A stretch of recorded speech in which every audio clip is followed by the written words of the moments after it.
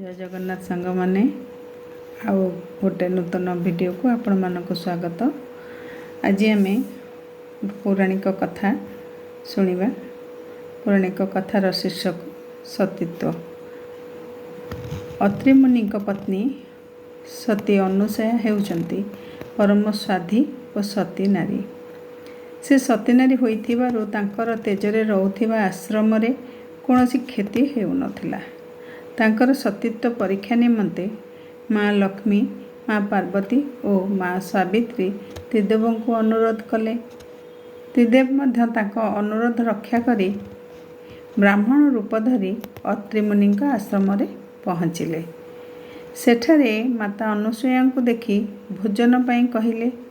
हेले माता भोजन प्रस्तुत करने को जाते ब्राह्मण तीन जन कहिले आमे गाधोई सारिबा परे जाई भोजन करिवु। हेले तुमको सत्य करने को पड़िबो।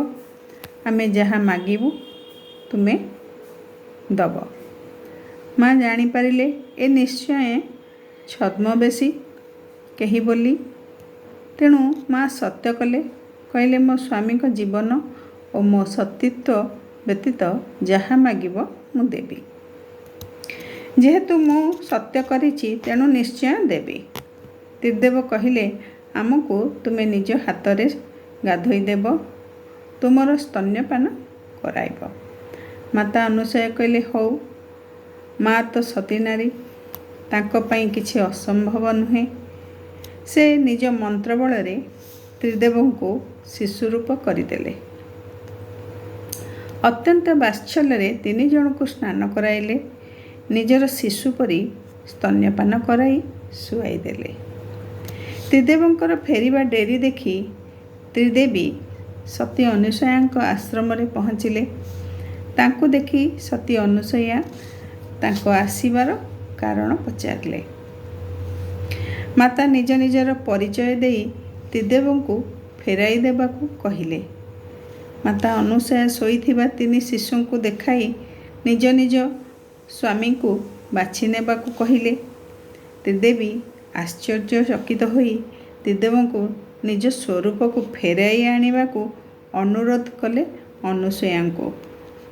एतिकी बेले अत्रि मुनि निज आश्रम रे पहुँचिले और समस्त घटना शुणी सारिला परे निजर मंत्र द्वारा त्रिदेव को पुनः निज निज स्वरूप को फेराई आनिले। सती अनुसया आदिशक्तिंकर अंश होइथिबारु से त्रिदेव को निज पुत्र परी स्तन्यपान कराइले।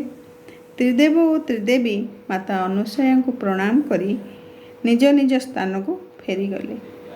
सती नारीर सतीत्व पाखरे संसारर समस्त शक्ति हार माने। जय जगन्नाथ।